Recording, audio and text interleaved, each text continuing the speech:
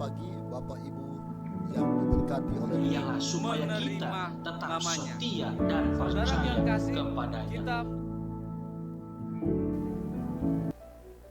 Shalom Bapak dan Ibu yang diberkati oleh Tuhan. Pada saat ini kita akan kembali mempelajari pelajaran sekolah sahabat kita, yaitu pada hari Rabu tanggal 1 Maret dengan judul Ananias dan Safira. Namun untuk kita mempelajarinya, kita akan mengundang Roh Kudus agar kita boleh mengerti kebenaran firman Tuhan yang akan kita pelajari saat ini. Bapa di sorga, kami rindu untuk mengundang Roh Kudus, kiranya menolong kami supaya kami boleh mengerti kebenaran firman-Mu yang akan kami pelajari dalam pelajaran sekolah Sabat hari ini. Tuntun kami bukan saja untuk mengerti, tetapi kami boleh melakukannya di dalam kehidupan kami. Terima kasih Tuhan, ampuni dosa pelanggaran kami. Di dalam nama Yesus kami sudah berdoa. Amin. Pada hari ini kita mempelajari dengan judul Ananias dan Safira. Siapa mereka ini? Siapakah Ananias dan Safira? Di dalam Kisah Rasul-Rasul 4, perikop yang berjudul tentang cara hidup jemaat, kita dapat melihat bahwa mereka berada di tengah jemaat mula-mula. Ananias dan Safira memiliki kesempatan untuk menjadi bagian gereja mula-mula yang melihat bagaimana gereja bertumbuh dan melihat manifestasi Roh Kudus dalam kehidupan yang nyata. Mereka sangat beruntung boleh berada di tengah-tengah jemaat mula-mula. Ananias dan Safira jelas sangat terkesan dengan apa yang terjadi pada waktu itu, dan mereka ingin menjadi bagian dari hal tersebut. Kemudian mereka memutuskan untuk melakukan hal yang sama yang juga sudah dilakukan oleh jemaat mula-mula, termasuk juga seperti yang dilakukan oleh Barnabas, seorang Lewi dari Siprus. Kisah tentang Barnabas bisa kita baca dalam Kisah 4 ayat 36 sampai dengan ayat 37. Suami istri ini kemudian memutuskan untuk menjual sebidang tanah mereka dan memberikan hasil penjualannya untuk pelayanan, menyerahkannya kepada rasul-rasul. Nah, setelah memberi uang hasil penjualan kepada rasul-rasul dengan cara meletakkan uang tersebut di bawah kaki para rasul, apakah Ananias dan Safira diberkati?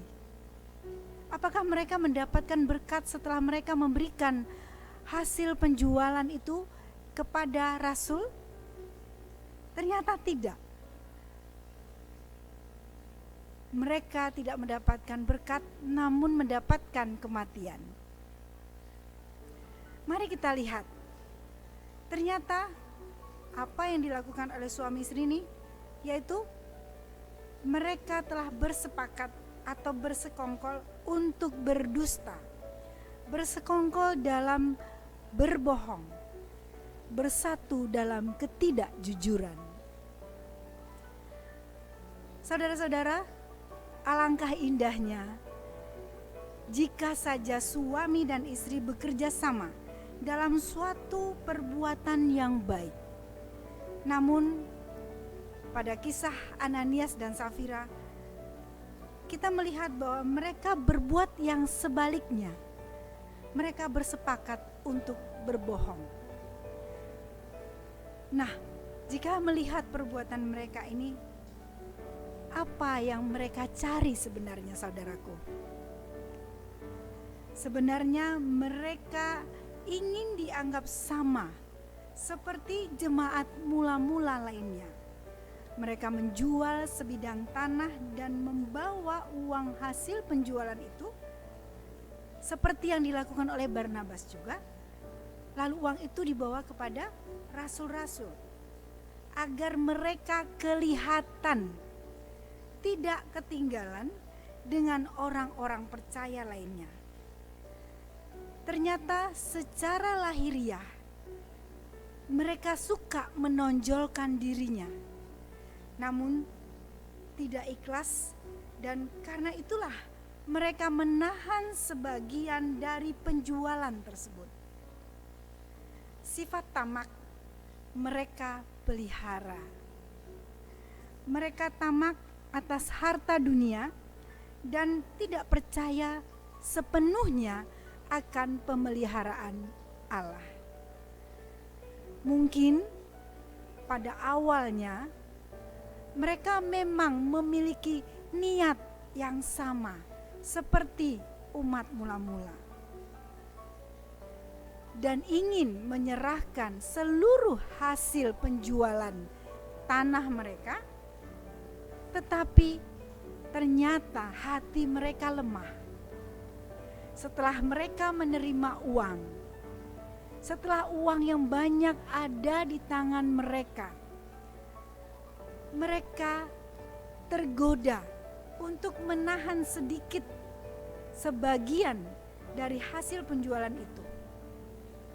Nah, disitulah terdapat dan terbukti kalimat yang menyatakan cinta uang adalah akar dari segala kejahatan. Uang yang banyak di tangan mereka mengoyakkan rasa percaya akan pemeliharaan Tuhan. Mereka mungkin berpikir menyimpan sedikit atau menahan sebagian untuk keadaan darurat tidaklah apa-apa. Sehingga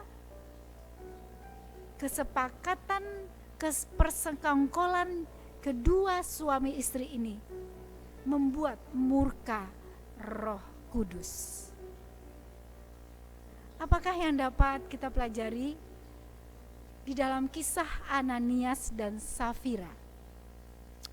Saudaraku, motif dalam memberi haruslah benar. Memberi dengan ikhlas sepenuh hati, jangan mendua hati. Uang adalah alat yang dapat menjatuhkan kita ke dalam dosa karena mencintainya begitu besar. Mencintainya begitu besar adalah menduakan Tuhan.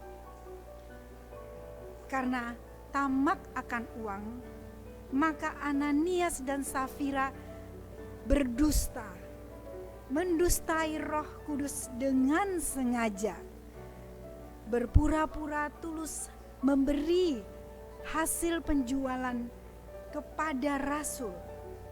Namun sebenarnya mereka memiliki rahasia di antara suami istri, yaitu menahan sebagian daripada hasil penjualannya.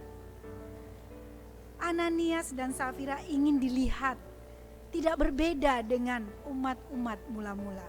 Mereka ingin dilihat sama dengan cara memberi apa yang telah mereka jual. Namun Tuhan melihat hati mereka. Manusia tidak dapat melihat apa yang telah dilakukan oleh Ananias dan Safira, tetapi Tuhan melihat hati Ananias dan Safira. Akibat mendustai Roh Kudus, maka sama juga mendustai Allah. Sehingga akibatnya mereka mati. Putuslah nyawa mereka.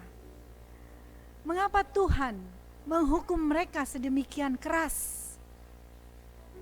Ingat bahwa hukuman kepada suami istri berdampak sangat besar, yaitu kematian. Mengapa harus mati? Hukuman ini diberikan dengan maksud agar semua umat belajar menghormati Roh Kudus, bersungguh-sungguh percaya akan pemeliharaan Roh Tuhan dalam kehidupan kita. Ketamakan akan menghancurkan, ketamakan akan menimbulkan dosa. Oleh sebab itu, nasihat bagi kita adalah mari kita memberi dengan sepenuh hati. Ketika kita nyatakan, Tuhan inilah aku, pakailah hidupku, lakukanlah dengan sejujurnya. Berikanlah hidup kita kepada Tuhan dengan sepenuhnya. Janganlah lagi kita memberi hidup kita sebagian untuk Tuhan hanya di hari Sabat, lalu di 6 hari lainnya kita menjadi milik dunia. Berilah sepenuh hati kita, sepenuh hidup kita, seluruhnya untuk Tuhan. Maka sebagaimana firman Tuhan yang berkata, carilah dahulu kerajaan Allah dan kebenarannya, maka semua akan diberikan kepadamu, boleh menjadi bagian saudara dan saya. Tuhan Yesus memberkati.